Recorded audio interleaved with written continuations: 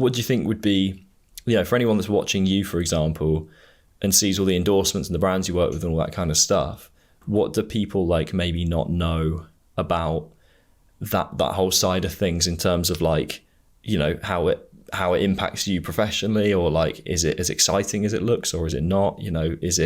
How do you kind of navigate that space? I think the thing people probably don't, as younger people that always think, oh yeah, being endorsed, that looks like the greatest thing ever.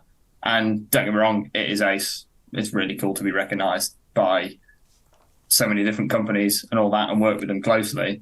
I think that the thing that people don't kind of see to start with is the relationships that you build. It's the relationships that you build with those people that probably matter more than the actual endorsement itself.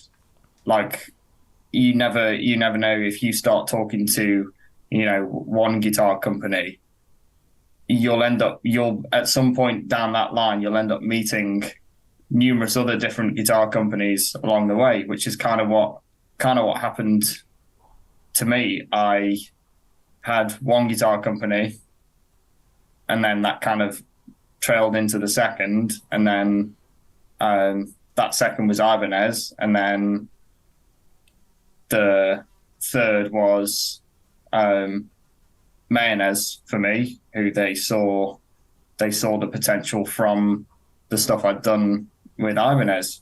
I think, I can't really prove that, but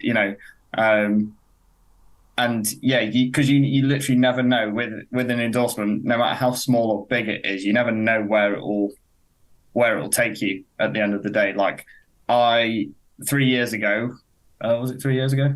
2 or 3 years ago when I joined Bare Knuckle, I would have never ever thought I'd have been asked to go to the NAMM show with them. Ever. I'd have never put that in my line. But having done that, I've now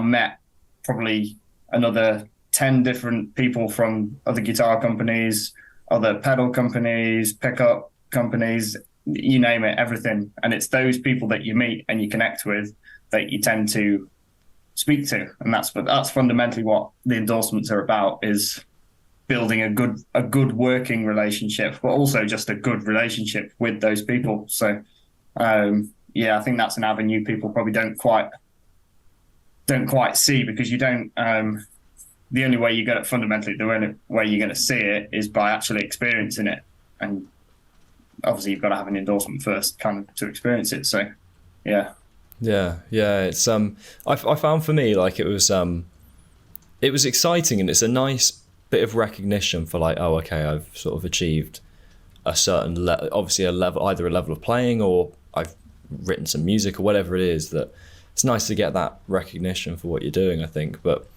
I found beyond that, like, it was cool. It was like an exciting thing, but I think actually I found the sort of excitement wore off quickly enough, not in a bad way. I don't mean like I wasn't excited about it, but the novelty I found wears. I think you feel like you're going to be this, like, oh, I'm this mega star player now because these companies endorse me. But it's like, it doesn't really change. You're not a different player. No, absolutely doesn't change. It doesn't tend to change you as a player or anything.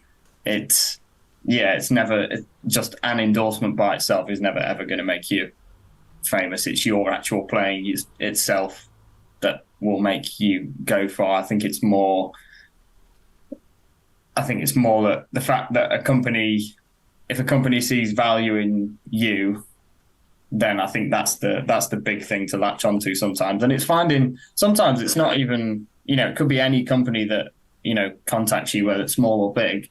Because some big companies might not have, much to offer compared to the smaller companies, because the smaller companies, 9 times out of 10, they have a bigger chance of, like, make or break kind of thing, because they need those artists in order to push themselves. But the bigger companies are kind of there, so they know that even without you as an artist, they can still find someone else. But those smaller ones, if they see that value in a certain individual,